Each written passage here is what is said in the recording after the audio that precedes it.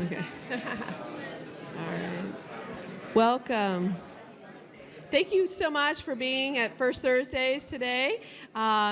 We've got a really interesting panel talking about community and living space, so we're really excited to hear what they have to share with us today.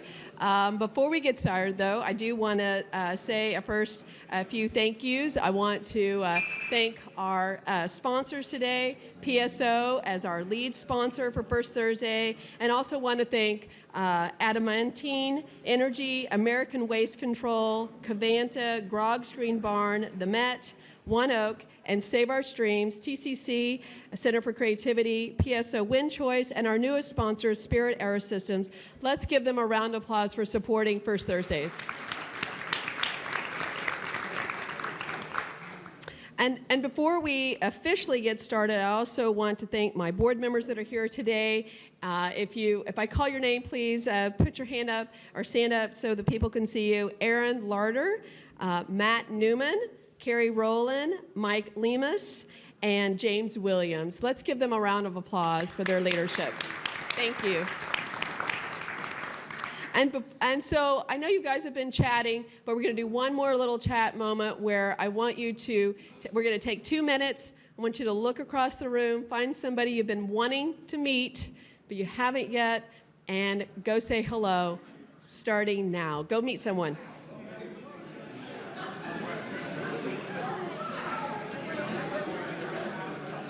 Oh, hi.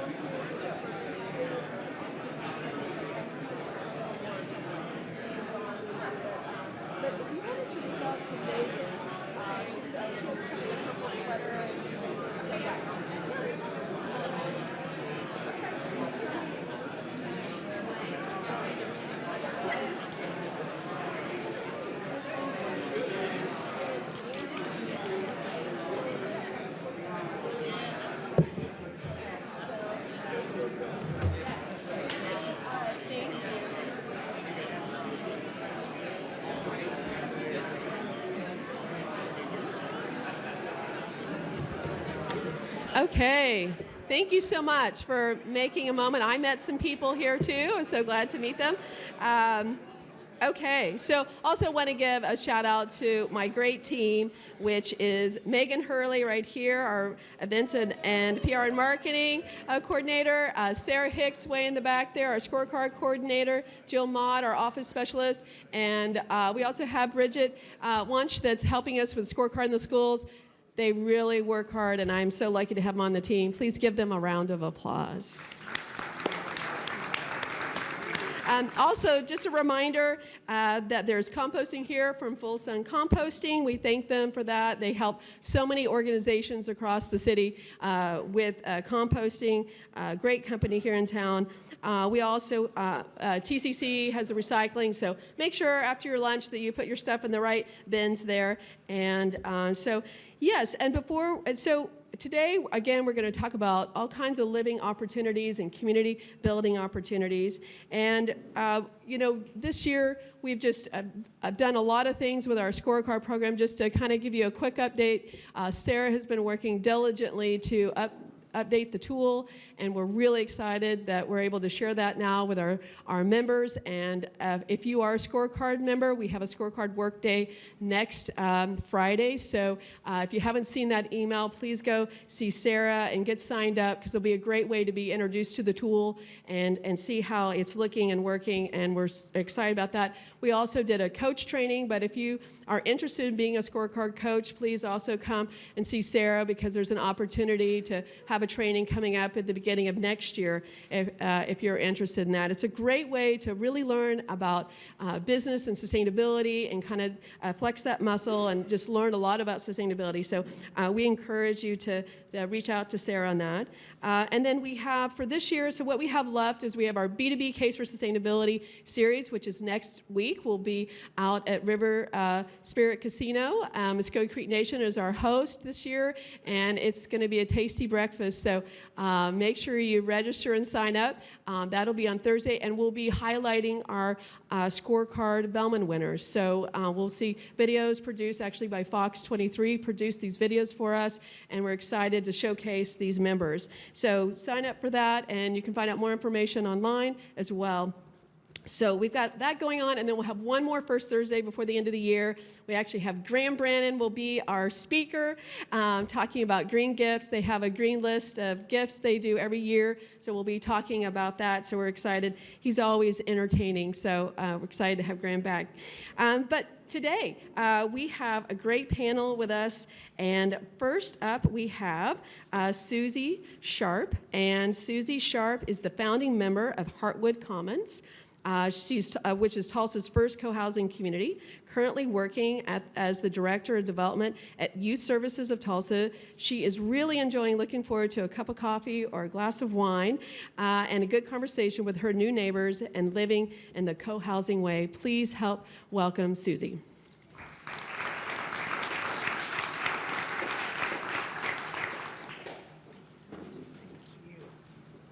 Hello.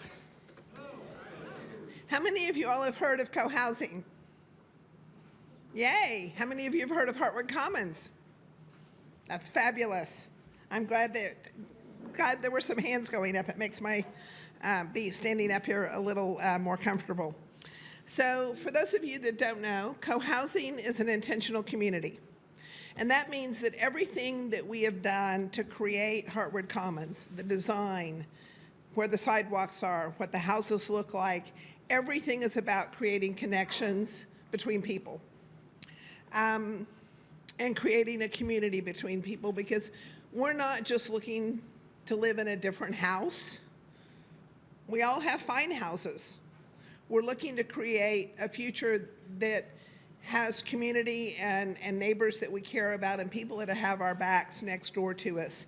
That's what we think is going to be a sustainable future for us. So senior co-housing is a new way to age in place. When you talk with folks, and assuming you're even looking at what it's going to look like when you grow older, and most people are not, everybody wants to age in place. Nobody wants to purposefully, oh, I want to go to a nursing home, oh, I want to go to a retirement community. People oftentimes say, you're going to take me out of my house feet first. Well, I'm going to propose that that's not the best way to plan. And that when you plan ahead and you look at the place that you might choose to live as you're growing older, that it can really make a difference in the quality of your life and the length of your life and your happiness. So our vision at Heartwood Commons is a vibrant, welcoming, intentional community where those of us that live there acknowledge and celebrate our connection to one another, to nature, in a caring and compassionate, respectful, and sustainable way. There are over 170 co-housing communities in the country. It actually began in Denmark, and it's been in the United States for about 28 years. There is another co-housing community in Stillwater called Oak Creek, and we will be the second. One of the reasons why we're doing this is that our society is growing older. Most of us don't have families that are close. We often have families that are smaller. The number of people 55 and older that are single has skyrocketed. And if you haven't noticed, those of us that are baby boomers don't like the way things are, and we work to change them. And that's true in terms of looking at how we want to live and where we want to live as we grow older. So we're just taking control of that.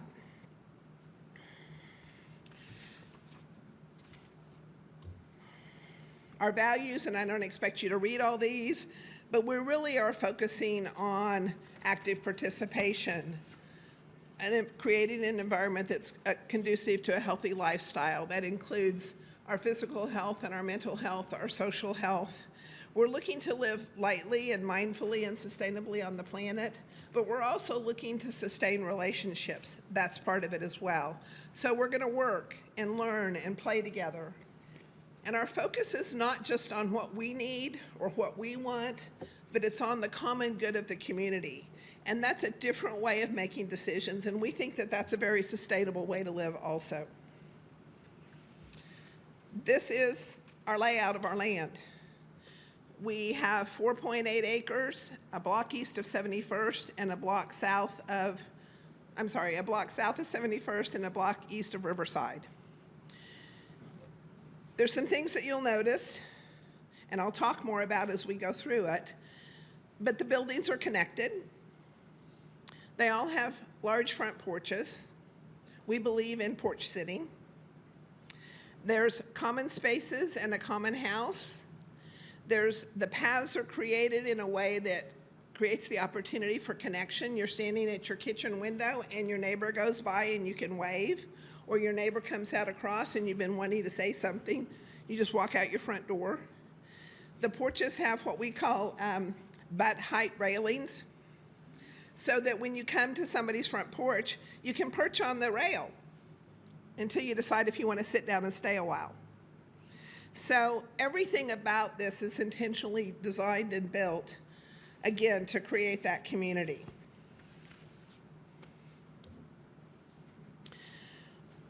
It's really about the people more than about the house. Again, because we have houses that are fine now. I live in Florence Park. I've lived there for over 30 years.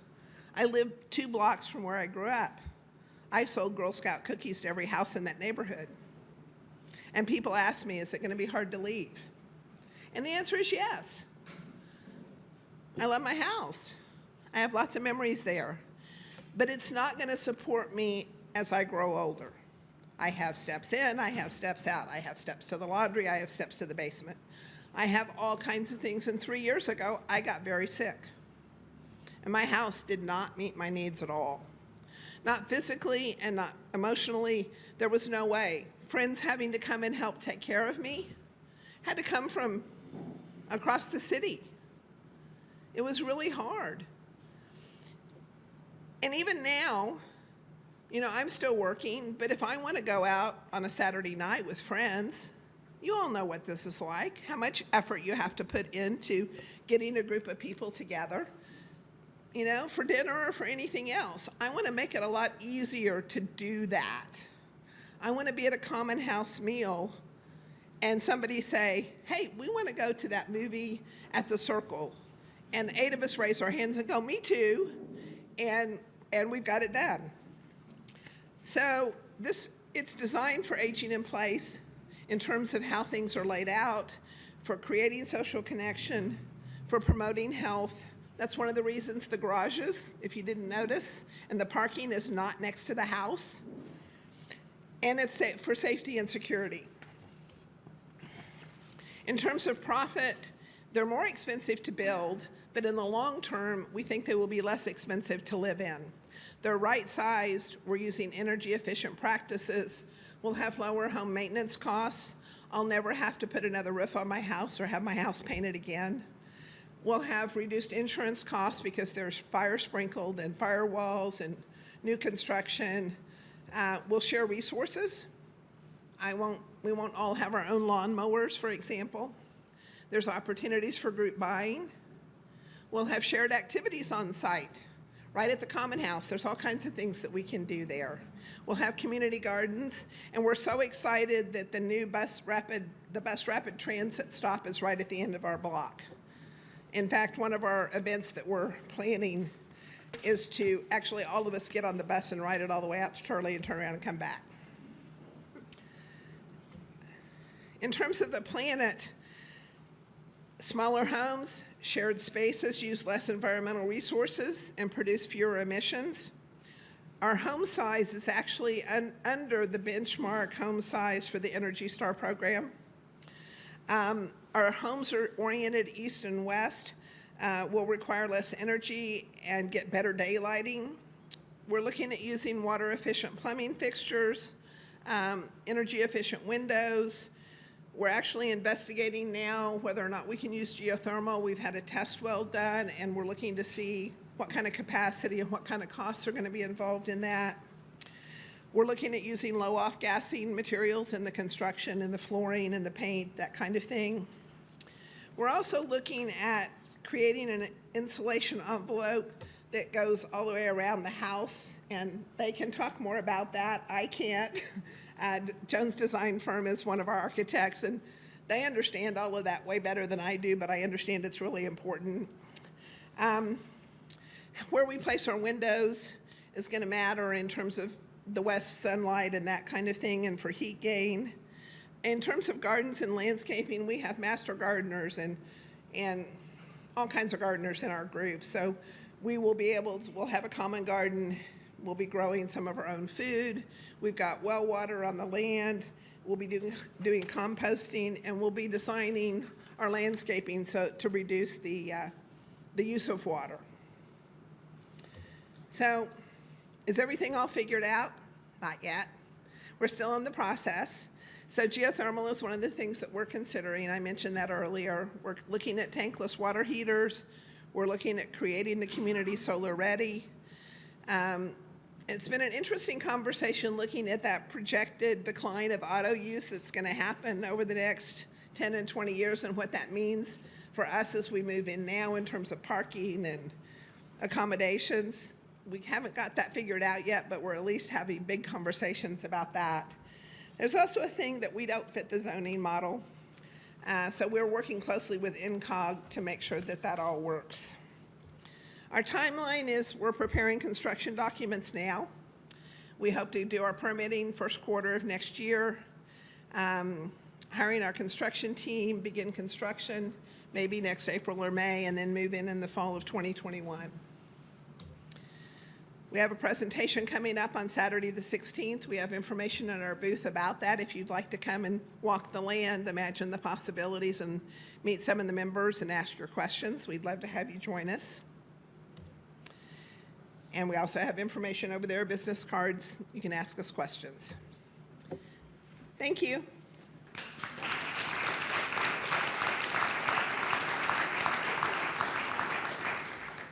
Thank you so much, Susie. Next we have with us is Nathan Picard. He's the founder and CEO of 9B, a data analytics consulting company passionate about social economics, environmental sustainability of Tulsa.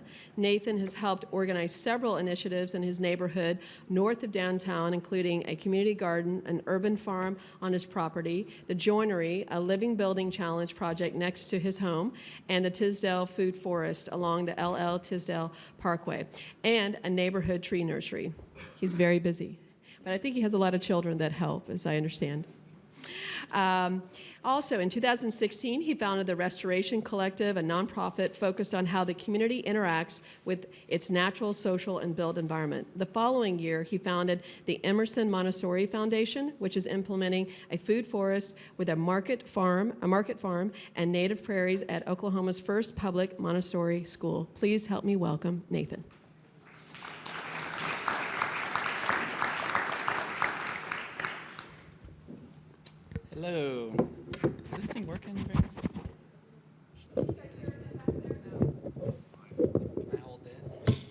Hello, hello, hello.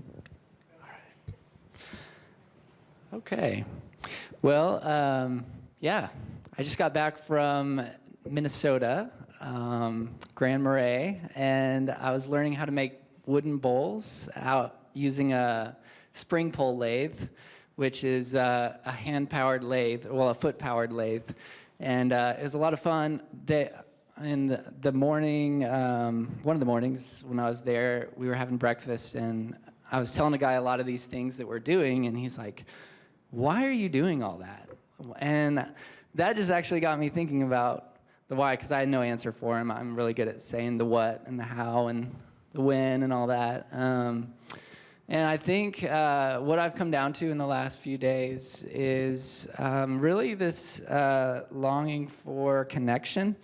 And it kind of sounds like I need to go to a dating website, but it's not that kind of connection. I think it's connecting more to kind of what happens when you have action, your choices, like what that creates. And just kind of the consequences of your actions. I think, and I was thinking, like, where's that coming from? And I can kind of trace it back to 2013 when I was working at Williams, and they had a petrochemical plant that exploded that year, and it killed 2 people and injured over 100 more. And I was just sitting up in my office in the Williams Tower, the 43rd floor, just all cush and doing the data analytics thing, and just thinking about these people who, I mean, I guess you can't say they were forced to work in that plant, but circumstances of life have kind of made them take those jobs that are highly dangerous, and I was able to have a job that is not. And as I was thinking about that, I think it really just started affecting me thinking about my choices. Like, how much did my choices have a play in this loss of life? Like the driving, just the use of oil and all of this. And this is kind of when I think I can trace it back to really starting to think, like, what if the way I live could actually benefit the community, and the choices I make could actually do less harm. And so we moved north of downtown in about 2006 into this little community called, at the time it was called Brady Heights. We've changed the name to The Heights. And just, I think this sense of connection and wanting to see a community that is sustainable. I always wanted to go out and build that on my own land or whatever, but I think then I'd be driving to work and back and all of this. And I think being in a walkable community where I can walk to work and not use oil just for the daily things is something that I'm interested in. And now, I think we're building this joinery, which is Living Building Challenge, and it has to provide 105% of its own energy. And so that's something that I want to be in and living in, where I can live there and say I'm not causing someone else harm by just my lifestyle. So I just wanted to kind of go through and look at just some of the things we're looking at in creating a sustainable community north of downtown. And some of you have probably been here. I spoke last year on the food side. The people side is this community north of downtown has been a diverse community for a while. It's experiencing a lot of gentrification right now, which is losing the diversity in some ways. But the people, I just love the urban environment where you have people who you're not choosing your neighbors. You're meeting people who are totally different than you, and we have these big porches in this walkable community, and we're getting to know others that are not like us. And that's a big part of what I see as a sustainable piece that we need in our communities, is getting to know people that are not like us. And then, so here's the people side. And what we're showing here are just people working out in the Tisdale Food Forest, people at our house, which we call the Hopping House Farm, around it, an urban farm, and then the neighborhood association. And then on the food side, we've got a couple pictures. So the Tisdale Food Forest, we started about 4 years ago, maybe, and maybe 5 now. And we planted about 500 fruit and nut trees and berry bushes and things like that along the Tisdale Highway. And that is on the west side of our neighborhood. So it's very accessible from our neighborhood. This was a great year for fruit and berries, and it was just awesome being able to go out there and just harvest all kinds of stuff. Just going for a walk with a basket. The Emerson Farm is something that we started over at the elementary school in our neighborhood. And it's got, I think right now it's about 1/3 of an acre that's in production. And this year we've harvested over 1,000 pounds. And we have some of our large sweet potatoes at the table over here if you want to come see it. We'll be giving away one of them today. But yeah, it's just been an awesome experience. So my company, 9B, which I started, is a benefit corporation. And it is, so we're paying for one of our employees to actually run the farm and maintain these food forests that we've put in. Let's see. And I think just on the food side, that connection, I mean, when I presented last year, we really looked at how, like, the food system and how urban farming is so much more beneficial in so many ways. And we looked at that more in depth, but right now, our food, we're just so disconnected from it. I mean, every time you eat, something has to die, whether it's an animal or a vegetable. And do you know what that was like? Do you appreciate it? Do you have that connection to it? And last night we made sweet potato soup with garlic from the farm and sweet potatoes and onions, and you know where it came from, and it just feels nice and warm. I don't know. So let's move on. Oh, wrong one. Yeah, the environment is something that we've definitely started thinking a lot about in the neighborhood and how to take care of it. And a lot through the Audubon Society and their wildlife habitat tours is what kind of started getting me thinking about all that.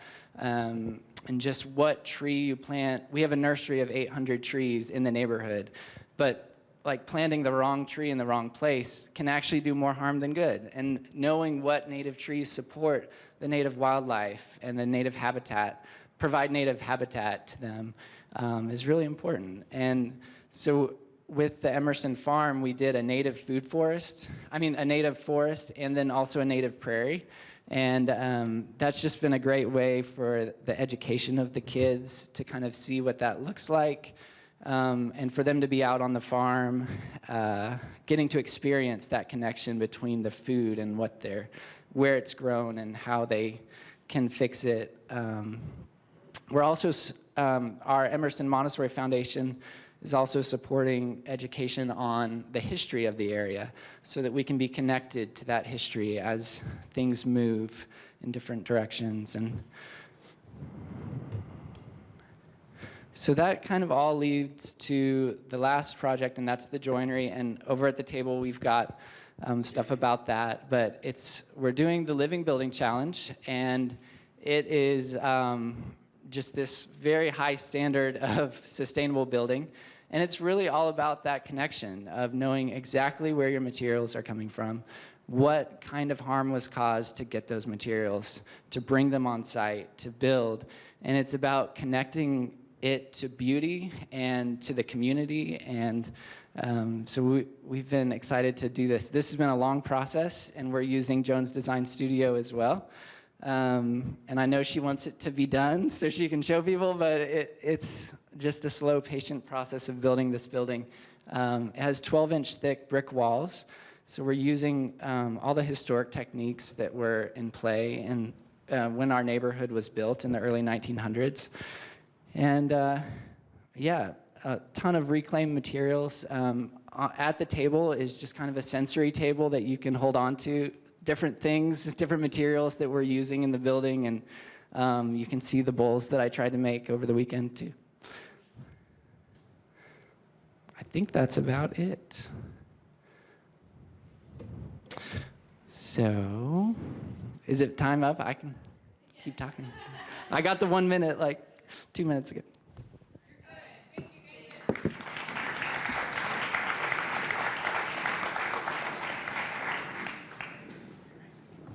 Thank you, Nathan. Our last speaker today is, with us today, is Taylor Painter Wolf. She's a fiber artist and an art teacher from Tulsa, Oklahoma. She majored in fiber arts at the Kansas City Art Institute, which she used to create clothing, costumes, and fine art pieces. After graduating with a Bachelor's of Arts in 2003, Taylor traveled extensively in Australia and Southeast Asia, which greatly influenced her development as a fiber artist and inspired her to use elements of texture, shape, and pattern found in the natural environment. She discovered a tiny house while living in Washington State and decided to build a tiny house of her own here in Tulsa in 2016. So let's hear about tiny houses. Let's welcome Penny. All right. What's up? That happens all the time. Hello. Okay, so I guess I'll get started here and just kind of run everybody through the, can I use this one? Should I? Okay. Hello? Okay, that'll be a little, I can move around. All right, so I'm just going to kind of run through the origins of and the process of building my tiny house. These are pictures of me on a bike trip that I took in 2014. I rode my bike down the West Coast from Olympia, Washington to the Mexican border, and then kind of took a right and kept going to El Paso.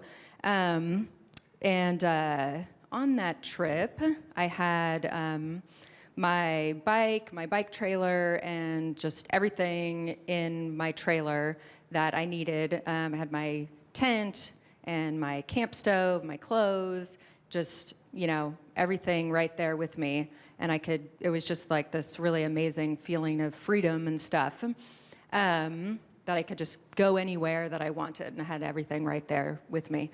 So when I got back, I had the idea to I wanted to be able to capture that, but in a way that I could still have like a home, So I wanted to build a tiny house, and I got back and I asked my mom, my mom went to carpentry school in the 70s in Hawaii, and so she knows how to build things. So I said, hey, do you want to build a tiny house? And she said, sure. I don't even think she knew what they were, but she just said yes first and asked questions later.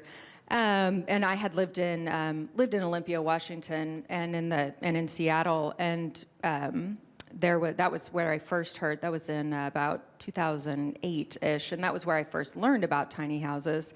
And there's actually a woman who wrote a book about her tiny house. It's called The Big Tiny, and she lived in Olympia. So we went out to Colorado Springs. There's a company called Tumbleweed Tiny Houses, and you can buy a tiny house from them, but you can also just buy a trailer. So we went out there, picked this trailer up, brought it back to my parents' driveway, and got started building this house with not very much knowledge of how to do it. Just kind of figured it all out along the way. So lots of trial and error, but it was a very good learning experience. So I guess the kind of sustainability part of this whole journey has a lot to do with reusing materials and recycling materials, because most of what we used was somehow recycled or repurposed or gotten somewhere. I tried to, as much as possible, to not buy a lot of things new. The exception being the trailer, because that's kind of important. If you, for people who ask me about it, if you know how to weld, and you could sort of get a used trailer and like outfit it yourself, then you could certainly do that. I do not. So that was kind of the one thing that I was like, this probably needs to be, the best it can be, because it's basically like the foundation of your house, So just kind of the process of putting everything together, doing the framing. This is in my parents' driveway. And you can see my mom and my dad both in the pictures there. So doing the framing, sheathing, putting the tar paper on the roof, house wrap,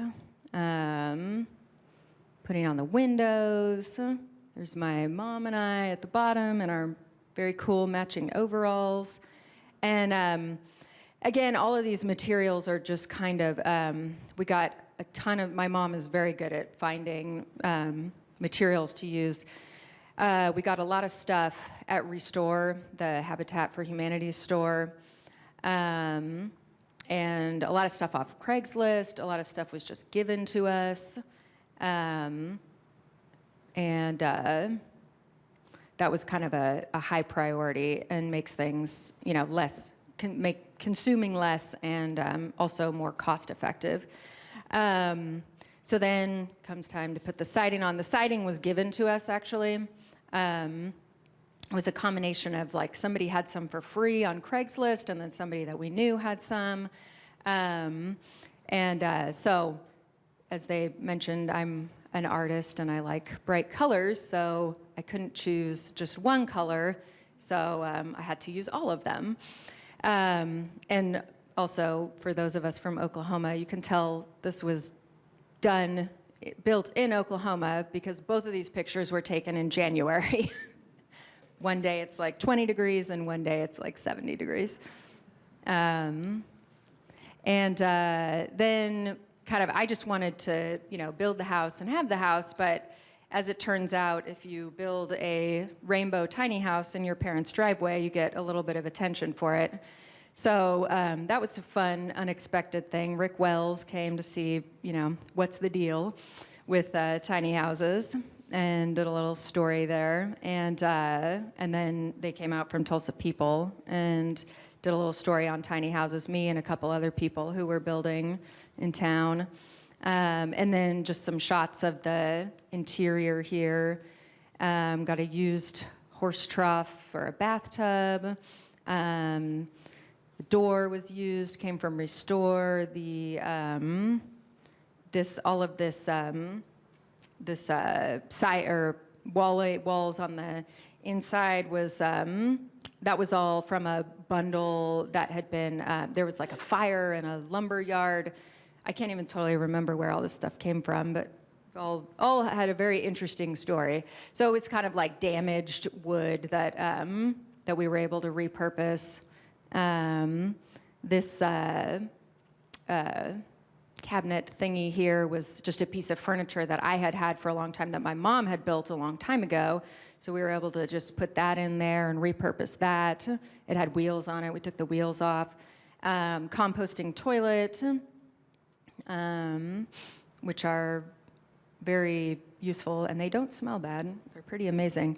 And then the inside, also very colorful. We've got a fan, lights in here that all came from Restore. The tile in there came, I think some of it was free and some of it came from Restore. A lot of recycled wood used in here. And just, I was gonna say about this, I guess I don't have a picture of that, but there's all this metal, this sheet metal here that was used on the sink and like the backsplash, and that all came from a really big piece of metal that had been a backsplash, it had been behind a fryer at Long John Silver's. So we were able to reuse that, get that cut, reuse that, get a sink from Restore, make the counter with that. So just kind of on and on with all the materials that you can gather if you're kind of resourceful. And then also getting, a little bit more attention while building this thing. People would reach out and say like, hey, do you need this? Do you need that? And we were always able to find a spot for it. So now, here's a picture of it. We took it to get it weighed. It's very heavy. Just we had to make sure it wasn't too heavy. And then here's a video of it actually in motion, it's fun to drive it around. I mean, it's a little nerve-wracking actually to drive it around, but it's also fun because you can imagine the looks that you get from people when you drive around town with it. And then these are just some pictures. I've been able to take it. This was something I really didn't expect about, people having an interest in it and wanting me to bring it places. So the one on the right, that's Council Oak Elementary School. I brought it on where I teach. I brought it on the last day of school one year, and the kids just loved it. And then on this side that's out in front of AHA on a First Friday. And I took it to 108 Contemporary for a lecture they were doing about housing. I actually can't even totally remember but you just, stand there, people come through and look at it, and you answer a lot of questions about it, which is really fun. Sometimes people have helpful hints for what you could have done differently, too. That's also really fun. This is out in front of Philbrook. So I've been able to kind of, and again, this is not really what I expected to use it for, but I've been able to kind of combine my art practice and the house together, and kind of use it in that capacity as an artist, and really kind of show it like a giant piece of art, which is really cool. And now I use it as my art studio. My original plan was to actually live in it, and if I had more time, I could tell you all the ins and outs of trying to figure out how to do that with zoning issues and lots of issues in trying to figure that out. And then in the meantime of building the house, I originally just was me and my dog, and in the meantime, I acquired a husband and another dog and a cat and a baby. So life changed a lot, and so now I use it as my art studio, and these are just some pictures of how I'm using it currently, and so I'm able to kind of show it as part of my art practice too, like I said. And then this is where it is now. This is in our backyard. My husband and I bought a house in April, and so now it's in our backyard, being used as my studio. And I can, if I also had more time, I could tell you a very long story about what happens when you try to move your tiny house into your backyard and get it stuck in the backyard. And then there's 100-year floods right after that happens, and then your neighbor, for some reason, doesn't like a rainbow tiny house in your backyard and calls the city on you. And then you have people from the city coming out and hassling you about it when you're 8 months pregnant, just hypothetically. So now it's all good in the backyard. Got it on a hard surface, which is the city's requirement. So I've learned a lot about zoning, city requirements, on and on, as far as tiny houses go.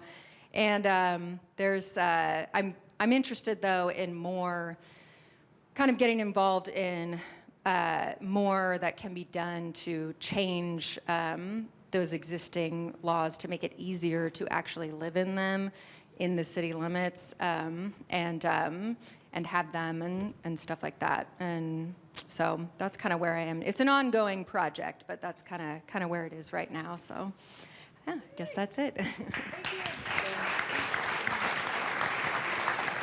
Thank you, Taylor. If you can just stick with us for a couple more minutes, we're going to pass the mic over here to our booth vendors. They're going to give a quick heads up on who they are, what they're doing here, and then right after that, we're going to do a drawing, and we have 2 drawings today. We have the composting bin, thanks to Met Recycle, and then we also have a giant sweet potato from Nathan. So, all right, go ahead. We're up with trees. We plant a lot of trees. We've got 30,000 already that we've planted, and we're heading for another. We have a great volunteer program, and we invite you to come on out.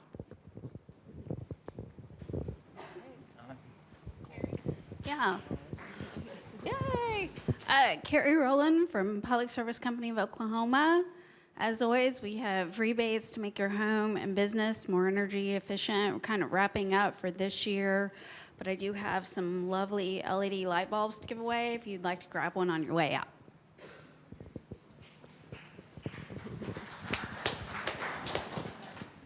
Hello, I'm Molly. I work with Nathan on the joinery, and that's what this table is focused on. We want to show you pictures of our progress, and you can come and learn about our reclaimed brick, this Ludovici tile, the sweet potatoes, as mentioned.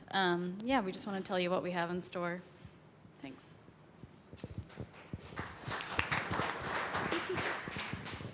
Hi, I'm Blair, and this is Annette. Molly of John's Design Studio is currently speaking on a panel in Vegas for a different sustainable event. But we're the design firm that has helped out both on the joinery and for Heartwood Commons. We're a triple bottom line company that obviously cares about sustainability and how people connect. Come ask us questions if you have any.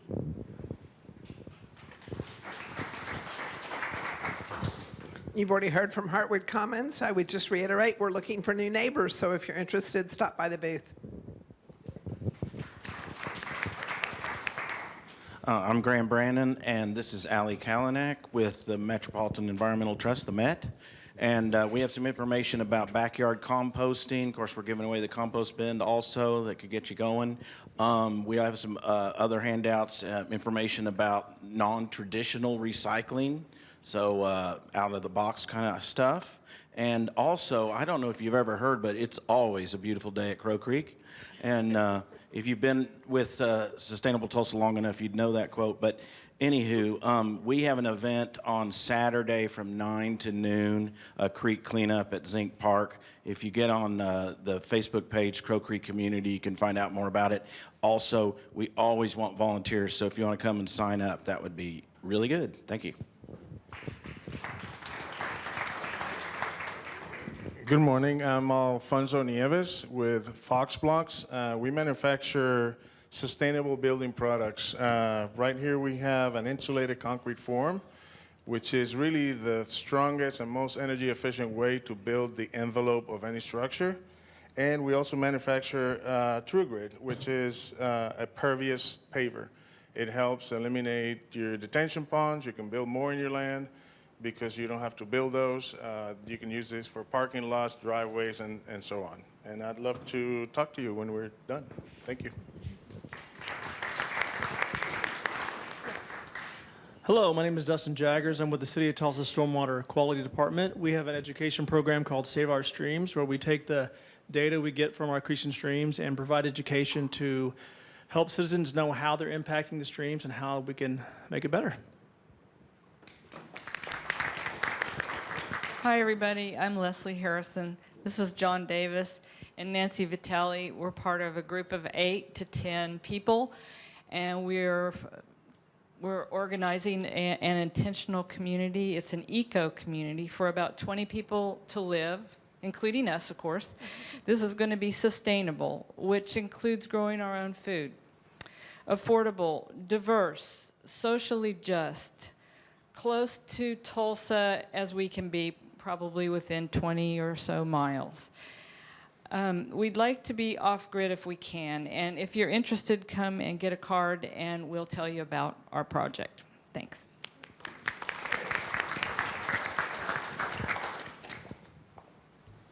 Dawn. Dawn, actually, yeah. Hey, how are you? I'm Don Mallory with Full Sun Composting. I'm up front, love to evangelize about composting. So also want to remind everybody we are doing the Great Pumpkin Rescue right now. We're partnering with the Met. There are 5 locations here in Tulsa, Bixby, and Owasso that we will take your pumpkins. No glitter, please. Not all painted, so those are the 2 pet peeves that I've got. But outside of that, we'd love to have your gourds, your pumpkins, all your stuff, so we can compost that and turn it into the best soil around. Thank you. Thank you. So I think we have time for maybe one question for our panelists, and then we'll do the drawing. So does anybody have one thoughtful question that they'd like to ask any of our panelists? And if not, I know they'll stick around a little bit. So, okay, I think we'll go ahead and do the drawing. So we've got for the compost, and if it doesn't fit your needs, let us know so that we can find someone else. But if you already have a compost pile or something like that. So Sheila Vega is the compost winner. Come on down. Woo! And who is going to get this fabulous gourd? Can we see the gourd? Can you look? I mean, sweet potato, sorry. All right. One of you is so lucky tonight. And Nathan, you'll share your recipe? Let's see. Okay, Bob Kennedy, you're the lucky one. All right, come down and get your sweet potato. Thank you guys so much. We'll be back here next month with Graham, hearing how to do a green holiday season. Thank you.